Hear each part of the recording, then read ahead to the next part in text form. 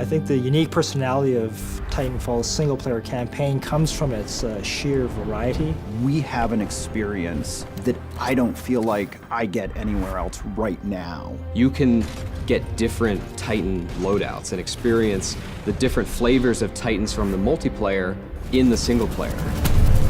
Big set-piece moments. We have like epic combat spaces, but then we also have low-key moments where you're just progressing through the environment and exploring. You're using your pilot mobility. We've actually brought puzzle mechanics into the fray. Some of them are light puzzles that actually require you to stop and think about the environment and look around. We've got encounters with really strong enemy characters. They're like boss battles. And these bosses all have some very eclectic, interesting personalities. Woo!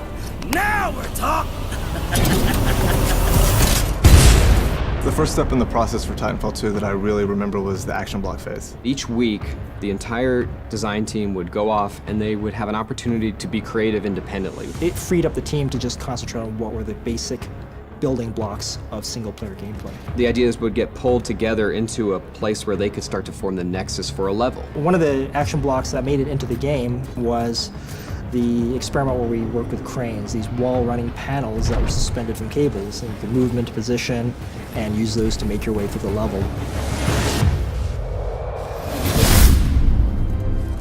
The great thing about single player in Titanfall 2 is that it's not just defined by one thing. What does it mean to focus on a Titan fighting another Titan? What does it mean to be a pilot that's being helped by his Titan? And what makes that focus on the bond so important to single player is it really reinforces that there are two units at work here. They have to work together. Because we want to build a relationship between you and BT, we often do things where we split you guys up.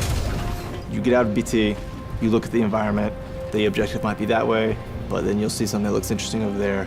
You go over there and try it out and see what you can find. But then there's this added layer of you're stronger together. Trust me.